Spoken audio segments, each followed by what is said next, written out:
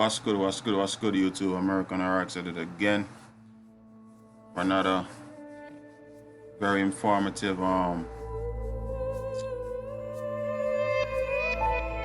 video presentation. So at the moment I'm building on the Jacobites and their contribution to what is now called the United States. As you know, the United States, before it was ever the United States, it was the Virginia Company, all right? And the Virginia Company is was chartered by King James, which is a Jacobite. You know what I'm saying?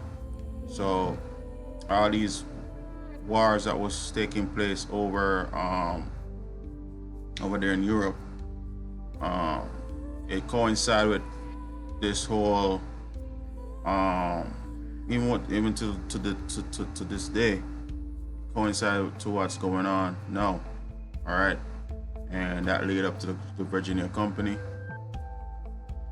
So I'm just gonna build a little bit on what the Virginia Company is, but I'm gonna like cross-reference back to the Jacobite Rebellion.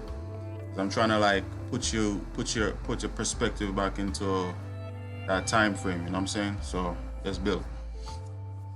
The Virginia Company refers collectively to two joint stock companies. All right, two joint stock companies. And what's a joint stock company? A joint stock company is a business entity in which shares of the company's stock can be bought and sold by shareholders, right? Each shareholder owns company stocks in portion evidenced by their shares. Shareholders are able to transfer their shares to others without the effects of I can't see what the rest of it is, but anyway, you get the gist of it. So pretty much, if you're a shareholder, you hold what's called a certificate, right? Your certificate would be represented as the birth certificate. Okay, your birth certificate is a share, it's a share of the stock, right? So the Virginia Company, which is now the United States of America, was built on the idea of joint stock. Okay, and as you see, nothing much has changed really. It's the same thing.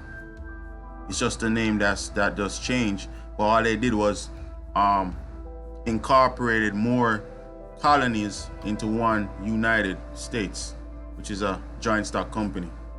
Okay, so chartered under James I. No, James the Sixth and the first was King of Scotland. James the Sixth from 24th of July to 1567, and King of England and Ireland James I from the union of the Scottish and English crowns on 24th of March 1603 until his death in 1625. So it's the same King James Bible you're reading. That's why I told you that Bible, that's a version, which is a King James Version Bible, right? The information in the Bible is universal law. However, when you put your own twist on something, you could put your own name on it. All right. So on April 10, 1606, with the goal of establishing settlements on the coast of America, the two companies are referred to as Virginia Company of London, okay, or the London Company. All right. So the United States headquarters is really in London. All right. Nothing changes. It's just a smokescreen. And the Virginia Company of Plymouth are the Plymouth Company, and they operated with identical charters in different territories. The charters established an area of overlapping territory in America as buffer zone, and the two companies were not permitted to establish colonies within 100 miles of each other. The Plymouth Company never fulfilled its charter, but its territory was claimed by England and became New England. So the Plymouth Company, right? So all your Massachusetts, your New York, your New Jersey, Philadelphia, this whole area is Plymouth, okay, company, but they're still running under the same um, King James charter. They're one and the same. They're just two head, same body, okay? As corporations, right, the companies were empowered by the crown to govern themselves. And this right was passed to the colony following the dissolution of the Third Charter in 1621. The Virginia Company failed in 1624, but the right of self-government was not taken from the colony. The principles thus established that a royal colony should be self-governing, and this formed the genesis of democracy in America. Okay, people? So your democracy is nothing but a corporate policy, all right?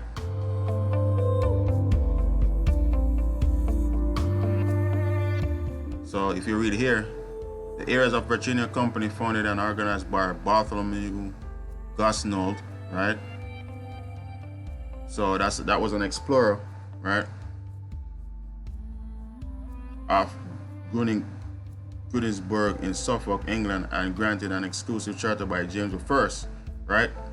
To the London and Plymouth companies, also showing the overlapping yellow area granted to both. Okay. In the original charter by King James, right, 1606, did not mention a Virginia company or Plymouth company. These names were applied somewhat later to the overall enterprise. The Charter of 1609 stipulates two distinct companies, and they should divide themselves into two colonies and one consistent of divers knights, gentlemen, merchants, and others of our city of London, right? Called the first colony, and the other of sundry knights, gentlemen, and other of cities of Bristol, etc., the town of Plymouth, and other places called the second colony. All right. The eastern seaboard of America was named Virginia from Maine to the Carolinas. Florida was on a Spanish dominion. So people, when I was telling you that these people intermarried within their they married each other, right? So they share the spoils. That's why they govern a bigger territory, you know what I'm saying? When they're intermarried. So they're the same people. As corporations, the companies were empowered by the crown to govern the colonies, right? This right was not conferred onto colonies themselves until the dissolution of the Third Charter in 1621.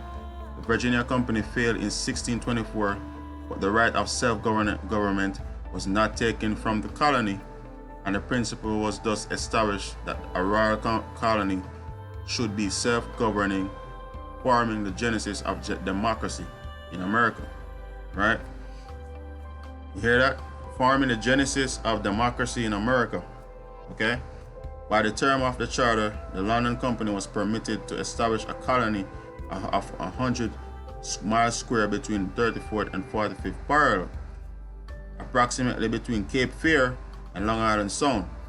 It's also owned a large portion of inland Canada, right? So even Canada was Virginia, part of the Virginia London companies, okay? They're all corporations, man.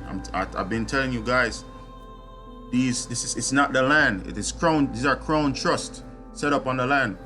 Occupy the land. You know what I'm saying? To milk the resources. The company established a Jamestown settlement on May 14, 1607, about 40 miles inland along the James River, a major tributary of the Chesapeake Bay in Virginia.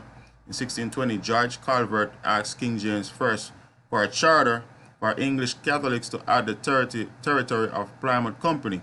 You hear that? They asked King James, the King James Version of the Bible. That's why I tell you, the Bible is the supreme law of the United States. It's even over the Constitution, right? Because King James is the one who gave the charter. Okay? So start looking into these Bibles, man. Get your remedy in there in those Bibles. All right? Also in 1609, a much larger third supply mission was organized. A new purpose-built ship named the Sea Venture was rushed into service without the customary sea trials. She became flagship of the fleet of 9 ships with most of the leaders' food and supplies aboard the Sea Venture were Fleet Admiral George Somers, Vice Admiral Christopher Newport, Virginia Colony Governor Sir Thomas Gates, William Strachey, and businessman John Ruff, and his pregnant wife, right? So, the third supply convoy encountered a hurricane. Listen up. Check this out. The third supply convoy encountered a hurricane, which lasted 3 days and separated the ships from one another. The Sea Venture was leaking through its new caulking, and Admiral Somers had it driven aground on a reef to avoid sinking, saving 150 men and women but destroying the ship. And the uninhabited archipelago was officially named the Somers Isle after Admiral Somers. Survivors built smaller ships from salvaged parts of the Sea Venture, which they named Deliverance and Patience. 10 months later, they continued on to Jamestown, arriving May 23, 1610, but leaving several men behind on the archipelago to establish possessions of it. At Jamestown, they found that more than 85% of the 500 colonists had perished, right? Had perished during starving time.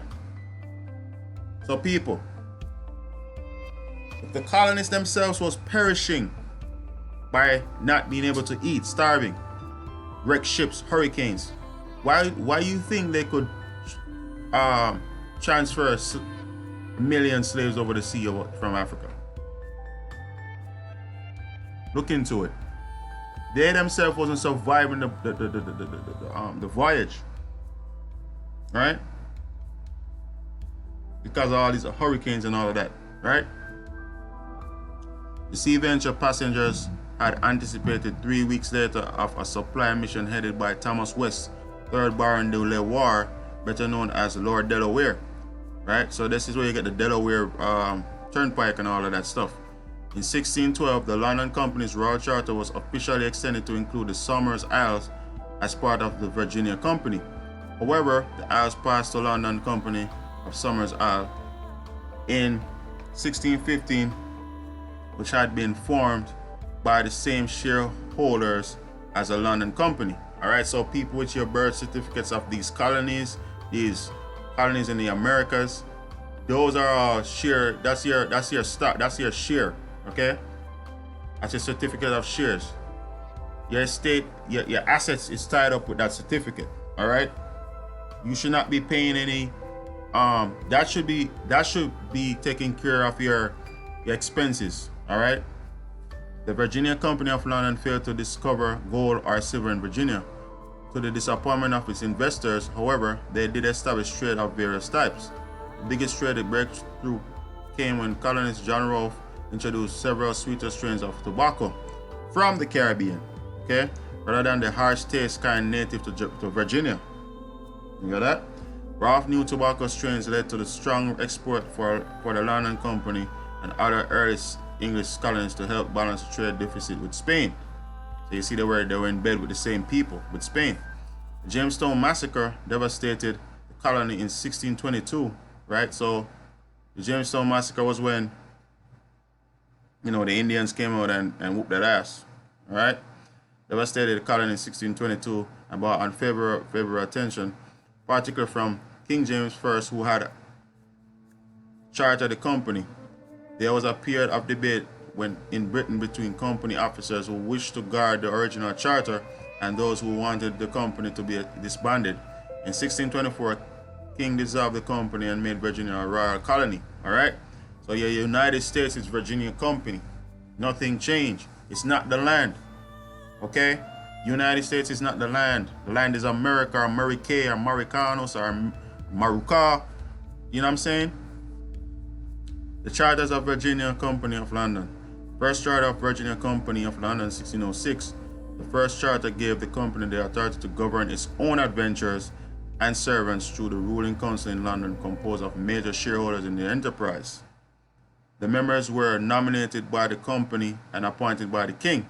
The council in England then directed the settlers to appoint their own